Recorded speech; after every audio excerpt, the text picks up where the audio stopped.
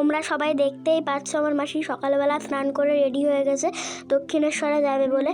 এই লুকটা কেমন লাগছে কমেন্টে জানিও তোমরা সবাই।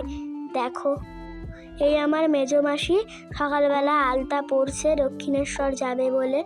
এদিকে সবাই তৈরি হচ্ছে, আমি এই যে তৈরি হয়ে এসে তোমাদেরকে টাটা করছি।